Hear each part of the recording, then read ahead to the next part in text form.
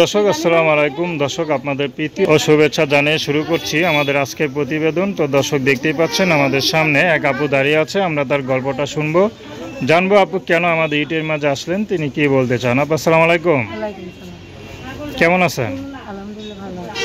নাম কি আপনার? সাদিয়া, খুব সুন্দর নাম।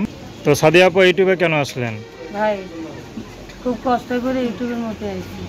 আচ্ছা, সবাই তো দুঃখ কষ্ট নিয়েই আসে, কিন্তু তারপরে কে যদি পাশে দাঁড়ায় তারে ভুলা যায়, আপনি কেউ ভুলে যাবেন নাকি? না না, বলবো না। যদি একটা মনের মানুষ পাই যে আমার পাশে থাকবে এবং আমার ভালোবাসবে, তার সাথে আমি কথাবার্তা বলবো। তার সাথে কথাবার্তা বলবেন? শুধু কথা বলবেন নাকি প্রেম ভালোবাসা করবেন? না, প্রেম না। এক চোটে সে আমার বিয়ে করে নিয়ে যাবে, সে যেখানেই থাকুক আমার সাথে কথাবার্তা বলবে, যোগাযোগ করবে, আমি তার বিয়ে করতে চাই।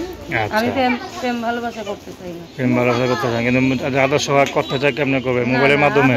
আদর্শ ভাগ ওইগুলি শিখতে আমি পারি না, ওইগুলি বুঝি না ভাই। যারা আমার সাথে কথা বলবে তারা যেন খারাপ মানুষ, তারা যেন আজে বাজে কথা না বলে, ভালোভাবে কথা বলবে, ভালোভাবে তাদের সাথে আমি কথা বলবো। পরিবারে কে কে আছে? পরিবারে কেউ নাই, একটা বাবা আছে। বাবা আছে? ভাই বোন? ভাই বোন আছে, ভাই বোন না থাকার মতো কেউ খোঁজ খবর নেয় না। বাবাটা অসুস্থ, মা নাই। আচ্ছা, পড়াশোনা কত দূর করছেন? পড়াশোনা নাই ভাই। পড়াশোনা নাই, তখন কি কাজ করেন? এখন কি কাজ করি? সেলাই মেশিনের কাজ করতাম। এখন তো বাবাটা অসুস্থ, সেলাই মেশিনেরও কাজ করতে পাই না।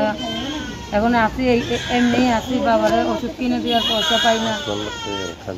কষ্ট করে কাজ কাম করি, যাই পারি তাই কষ্ট করে করি। আচ্ছা, ওতেই টুকটাক সংসার চলে। আচ্ছা, তোর নাম কি বললেন? সাদিয়া। সাদিয়া। তো দর্শক আপনারা সাদিয়া আপুর কথা শুনলেন। তো তার সাথে যোগাযোগ করতে চান, তার নাম্বারটা আমি বলে দিব। তো সাদিয়া আপু একটু কথা, যদি সে বুড়া হয় তাহলে কি মানতে পারবেন? তার যদি 70 বছর বয়স হয়, আমার কোনো আপত্তি নাই। সে যদি আমার পাশে থাকে, তারও পাশে আমি থাকি ইনশাআল্লাহ। তো তার নাম্বারটা হচ্ছে 013423619667। আমি নাম্বারটা আবারও বলছি 013423619667। তো দর্শক, প্রেম ভালোবাসা, সাহায্য সহযোগিতা, বিয়ে শাদী করা একান্ত আপনাদের ব্যক্তিগত ব্যাপার। আসুন আমরা 5 ওয়াক্ত নামাজ পড়ি, সর্বদা দেশের সেবা করি। আসসালামু আলাইকুম।